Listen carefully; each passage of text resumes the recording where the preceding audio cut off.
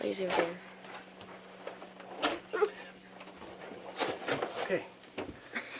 As promised, I'm going to do some videos. And here is my first one, and we're going to do ribs. This is Josie. She's going to help us. And we have Jenna as our videographer today. Hi. So, Go stick it down. beautiful rack of ribs. This is what everybody does with their Instapot. Very first thing. The pot.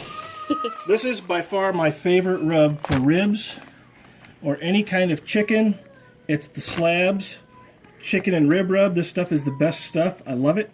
And of course it's very expensive. It's 35 bucks and it's like another 15 or 20 bucks to ship it. But this is a 5-pound bag. Where do you get it? Huh? Where do you get it? I get this online. You just have to search for it. The Kansas City barbecue store has it. And I think the St. Louis barbecue store used to have it. But basically, I always take my ribs out and I rinse them off and I pat them dry with the paper towel. But just dump this stuff right on there, right? You can't get too much rub. And once you get it on there, Just make a mess of them. you can make a mess on your counter. It's okay, it'll clean up. But rub that stuff right in. Oh, here's an important thing. And it's not the easiest thing you're going to do today. And you'll watch me struggle with it for a while. And that's pulling the silver skin off the back. On ribs, there's a membrane on the back you got to pull off. Otherwise, it kind of makes your ribs a little tough, a little chewy.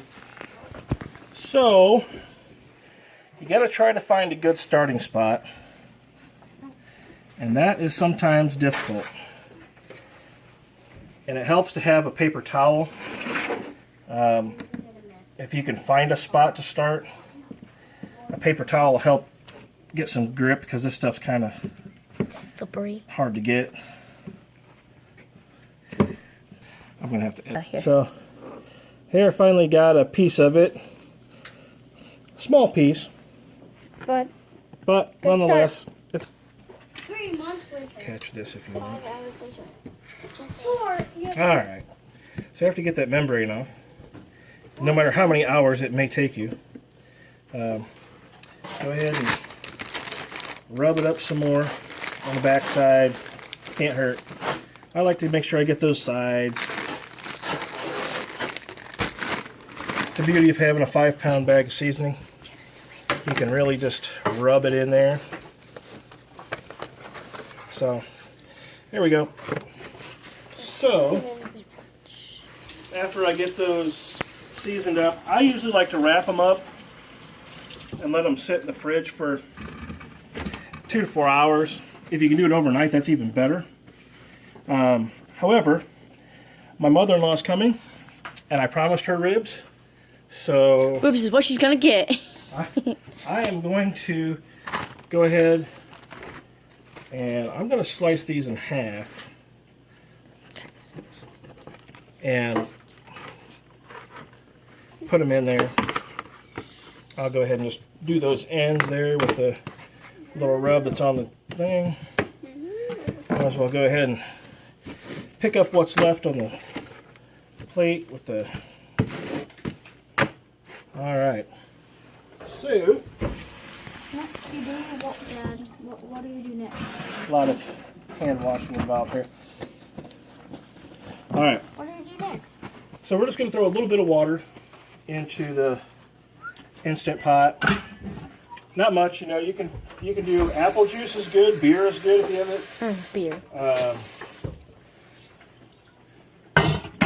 And they should wrap around the inside pretty well, I think. Maybe. Actually, yeah, that should be fine. And I leave the rack in there. I don't really know what the rules are, but I like... So for ribs, I always do manual, and then I adjust it. Actually, I'm adjusting it the wrong way. I like to go about 25 minutes on ribs, and that usually gets them pretty much to the falling off the bone stage. And then after they're done, I take them And I'll throw them on the grill for maybe 3 or 4 minutes, and I'll put some barbecue sauce on them. If you like sauce, if you don't, if you don't like sauce, you don't have to put it on there.